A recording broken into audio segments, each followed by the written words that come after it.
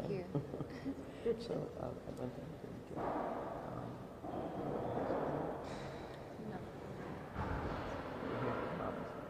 I'll just, Yes. Thank you.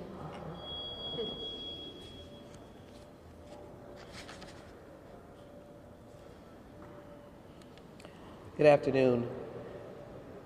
I'm Sheila Jackson Lee. I represent Houston in the 18th Congressional District, and I'm a member of the Homeland Security Committee, and have been an advocate for the importance of the United States government standing by our fellow Americans who travel or live overseas.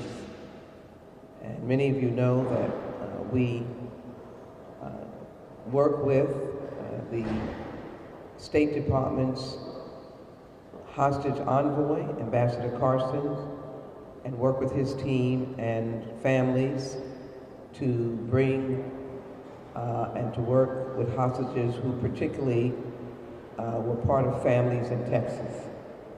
And so Trevor Reed, who has returned home, someone we advocated for, grateful that Trevor is safe, and looking forward to a good future for him. In his return home, he had a passionate commitment to fight against injustice. And so he was in Ukraine, injured, and is now healing and at home.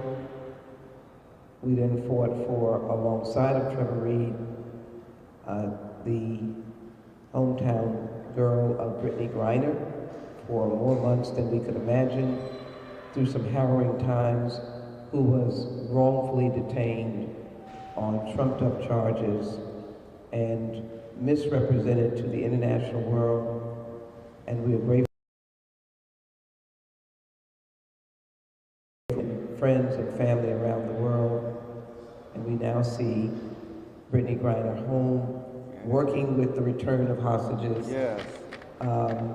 Working with organizations to have hostages return, and playing in Phoenix. So we're very happy for that. That deserves an applause, Yes. playing in Phoenix and helping others. And so when it came to my attention from Ms. Keith, Fox News, Ms. Baxter, her mother, reached out, and when Ms. Baxter's young daughter to be inappropriately held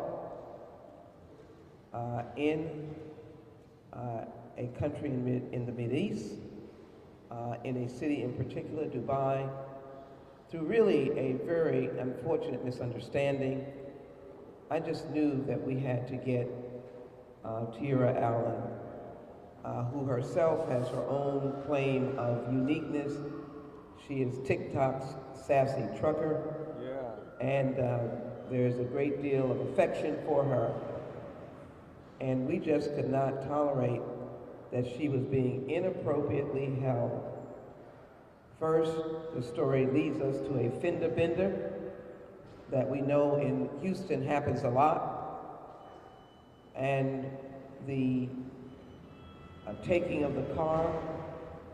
She's in a strange country, trying to follow the rules and the laws, and unbeknownst to her, when the car is impounded, all of her belongings were there. Usually we're able to go to the lot and at least get our materials out. If there's a police matter, we can engage with the police. If there is some absolute catastrophic circumstance, that can be handled, and we are able to get what we need, or there's a legal process we can address. That did not happen. And it happened, the incident happened almost at the time that Tierra was getting ready to come home. And she should have been able to come home. I understand misunderstandings, but misunderstandings can lead sometimes to great tragedies. And so for the period of time, she was trying to do her best between the police, between the people in the accident, who thank goodness no one was harmed or injured, and where the rent-a-car was. And it was a maze of confusion and refusal to allow this young woman to return to her mom. I'm very glad to have gotten the notice. And when I got the notice, I truly believe that the United States of America needs to stand firmly behind its traveling Americans. That's right. That's right. And I also know that we as traveling Americans will do our best to follow protocols and rules and be as polite as we can. But when there is a conflict where one party does not want to understand, or they see you as an American, or they see you as being with a lot of resources, it's a challenge. We certainly are friends and allies of the UAE, but that didn't help. And it took me calling the principal officer, first the Consul General in Dubai, the consul office. I want to make it very clear. Starting, they were in DC, and then they went back, and then we began to work with Patrick, who was the principal officer there. And we became totally engaged, and he was totally engaged with both Tierra and her mother. First, resolving and working through the persons who were in the car accident. And I want to express appreciation for that family that understood Tierra's plight. She was a young person that had no bad intentions, was visiting Dubai. She was absolutely overwhelmed with how wonderful and beautiful a city it was. So she was there for good and could have given a good story about this city. And that family said it's okay. They did their own internal assessment, and they knew that this was a young woman that didn't mean harm. That should have been the end of it. That's right. For her to be able to get her belongings, but that did not happen. And so, again, we had to engage with police to resolve this quickly, to say that she should not be held, and certainly there should not be a travel ban, and she had a travel ban, and there should not be, her possessions should not be held. Again, the United States, working with them, working with Patrick, was able to work and encourage the police with payments that had to be made to be able to move forward. In between, she went to the rental site, and that didn't work that well. And she tried. And she tried ahead of time to deal with the people there in the most professional way possible, and unfortunately that did not work. But if it had not been for working with the State Department and the Consul Office, another American would have been wrongfully, inappropriately held. These are happening all around the world, and it is crucial to know that our fellow Americans count. And when they travel overseas, it is the most frightening thing to think that you have abandoned or left on your own. And I want to applaud the State Department, Biden administration, and the Consul General Office, who Mrs. Baxter will know, working with me, we were able to make it clear that Tierra had to come home. I am grateful for the Iranian release of our Americans still in midway, but I know these families up close and personal. I know how these families are feeling. The Iranian hostages have been held for a variety of number of years. They're not free yet, they're still in process. But it is the most frightening thing as a mother, a father, a relative, when your loved one cannot get out of a country. We must set these policies, and the United States has to continue to be strong to help our citizens when they're in need. And I'm so glad to be able to say, along with Representative Ron Reynolds, who represents the state of Texas in the state legislature and has encountered my work on human trafficking, sex trafficking, and has been a strong supporter. I'm glad he's here along with myself to give a hearty welcome and to explain that this story could not have ended as well as it did. It could have ended where Tierra would still be there. The federal government has got to be the arm that rescues families, sons and daughters, mothers and fathers, and extended family members when, through no fault of their own, they may get awry of culture and rules. But with culture, we must learn it. We must use the famous words, "I'm sorry." And I know Tierra used them at some point. And then we need to be allowed to return home. And so I do want to offer my appreciation to those who work with me, U.S. State Department Counsel General Office in Dubai and Patrick Tomorrow. These are the men and women in the Foreign Service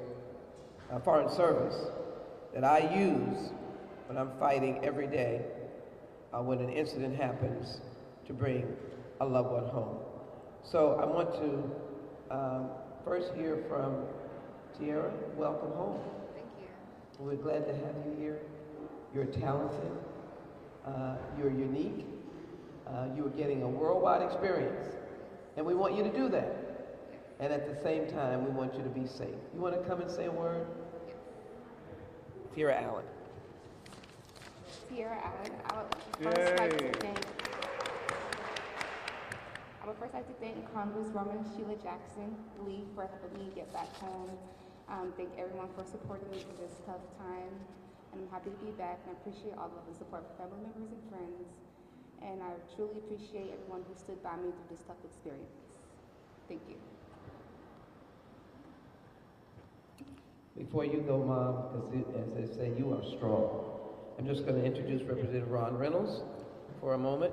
Representative Reynolds, thank you so very much for being here, for caring, for recognizing you work with me with Brittany Griner. You joined me at the rally, and of course, you were aware of Trevor Reed. He's our friend from the North. We work with other members of Congress, Republicans and Democrats. We must bring our fellow Americans home. Thank you, Congresswoman Sheila Jackson Lee. I'm Ron Reynolds. As she stated, I'm a state representative for District 27 and also chair of the Texas Legislative Black Caucus. I will be very brief, but I must say, I thank God for people like Congresswoman Sheila Jackson Lee, who is a relentless pursuer of justice, not just in the 18th Congressional District, but making sure that people like the Sassy Trucker are able to come home. You know, Congresswoman, I thank you for being a fearless advocate. I thank you for fighting, as you said, when it comes to human trafficking and human rights violations all over this world. As a father of a daughter, Ms. Baxter, I can't imagine the kind of anguish and anxiety and stress and strain that it must be to know that your daughter is away in a foreign land, not knowing if she's going to come home on some trumped up potential charges and facing possible years of imprisonment. Thank you, Congresswoman Sheila Jackson Lee, for being steadfast and movable, always there. This lady is a sojourner truth. She is someone who speaks truth to power, and I just want you to know how much I appreciate you and how grateful I am, Ms. Allen, that you're home. Welcome home, welcome home, welcome home, and thank you finally, Congresswoman, for highlighting these atrocities, because we want to be safe when we go travel abroad. We want to know that as American citizens that we can travel, see the country, and then safely return home, not to be held captive in another part of the world, away from your friends and the family, loved ones, where people can keep you captive. And in this case, they were trying to extort money out of her. So Congresswoman, thank you for using this platform, not just to welcome her home, but to highlight these atrocities that happen far too frequently. Thank you for helping bring Brittany Griner back home. Thank you for always fighting and being fearless in your pursuit of justice. Thank you. Thank you. Representative, thank you. It's important when the state recognizes the importance of being involved in these issues. I thank you mightily for your work and your service, and you made a very good point. As I bring up Mrs. Baxter, I just want you to hear from a Rhoda Sterling, who is the CEO of Detained in Dubai. Tierra was living a nightmare and facing fines and lengthy imprisonment until her case was brought into the spotlight of the international media scrutiny. Without that attention, all too often, the authorities have paid little attention to due process, fairness, and human rights because it is not their way. As I said, there are relationships between the UAE and the United States. That made it better for us to engage, far different from when we were trying to engage with Russia or Iran.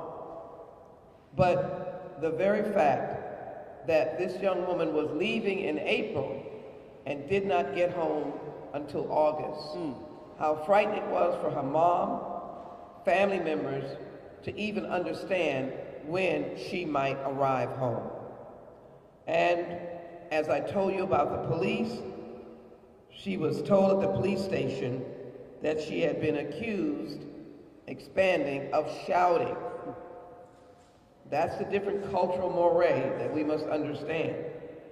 And for Americans who are rambunctious and friendly, we're just trying to get home. And so what might have been perceived in one way, please understand, it would not be the same here. We certainly want to warn Americans about that, but the main point that we want to make is that when there's a misunderstanding, we should be able to apologize, and our young people, our families, should be able to come home. Whatever might have been perceived as a shout should have been able to be cleared up in a very brief moment. So, don't know what regulation we might have been adverse to, but what we do know is that Tierra hurt no one, caused no major incident, didn't offend the nation, speak ill of anyone. She was just a young woman with a fender bender that we're so grateful to that family that prayed and resolved that, and then had to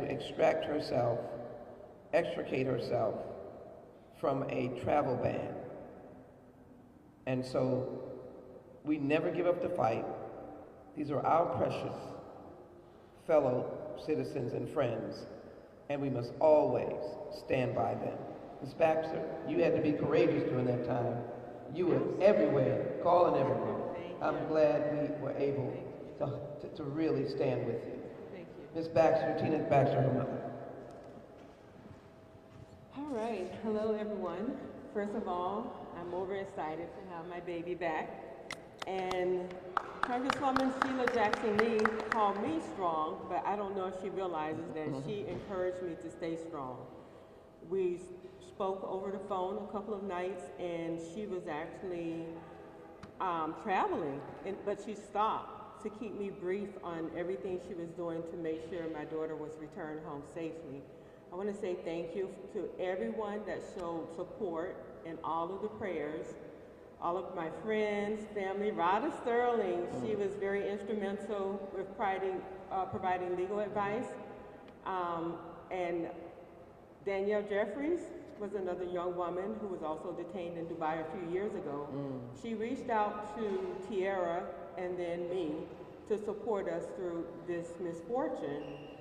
I want to say thank God above everything, because He answered all of my prayers, and I can't just, I don't know how grateful I feel being able to thank the Congresswoman for everything she did, and our U.S. Consulate. I mean, words does not explain how happy I am for the help that they provided. Thank you. Thank you so very much. Thank you. It's a good end, but the fight was worth it, and we've got her home.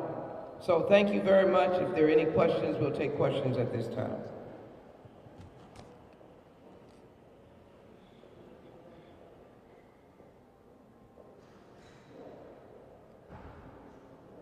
So let me conclude by saying there are many persons, for a variety of reasons, are held in foreign countries. Some have been designated as hostages who are wrongfully detained. It's something that sometimes we here in the United States do not get the full impact of. I really have been immersed in this when the families began to come, particularly in Texas, that their loved one had been held as a hostage. And my only strong point is, these countries are countries that the United States has relationships with, and countries that we don't have relationships with. But I think the most important point is the power of the United States, flag of the United States. We do have the strength of democracy and due process. And in many places that is not the case. But it is extremely important.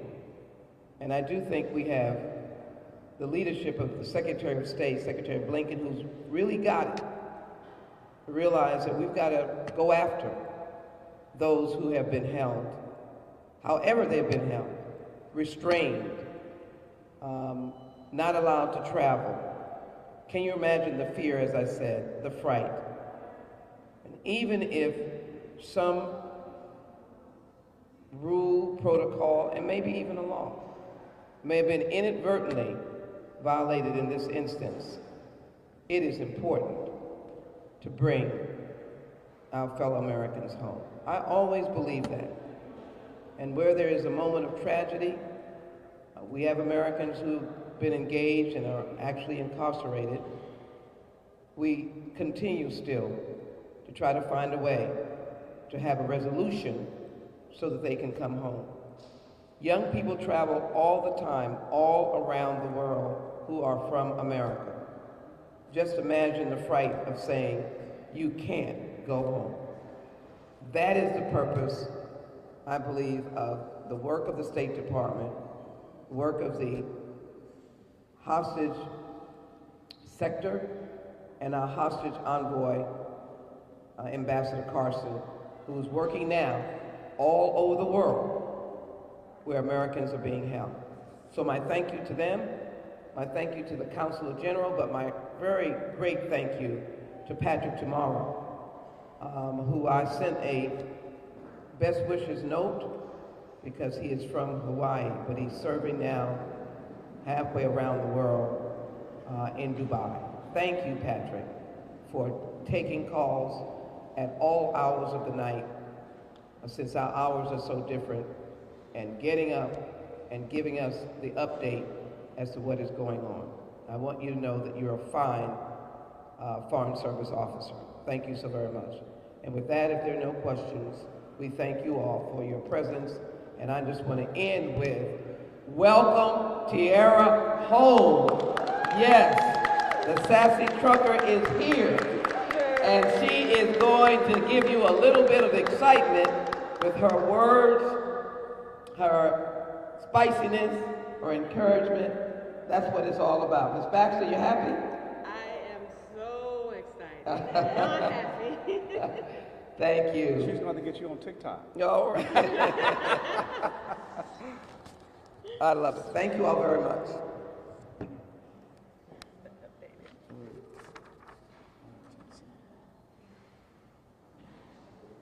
Yeah. So she's here traveling to some democracy work that she's doing. But I introduced you to her before, and she maxed off to you, and I'm trying to get her to trade to do some of these max stuff. Okay, but I'll have to stay long.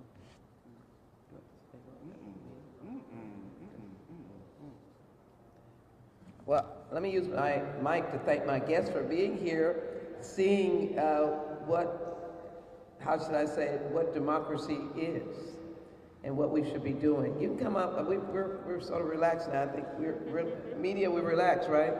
Yeah, it's a pleasure, and thank you for helping me. And if you know me, you know my heart, I am embedded in this value of democracy. And I was just in a meeting the other day saying that it must be everyone's fight. Yes. The preservation of democracy, everyone's fight. And we're seeing it now.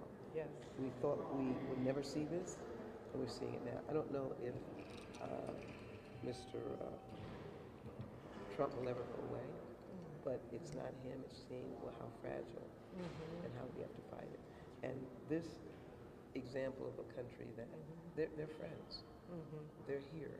I don't have anything personally against them, but their very process, without our intervention, could have been a year or more. It's terrifying. They had no qualms in holding passport and her Scary. wallet. No, here you were like, what? You give me my stuff back. I mean, unless you're under some criminal situation where you were under detainment or flight risk, etc., because you're under a major criminal situation. This was started with a fender bender. And that's what, with the rise of fascism and authoritarianism.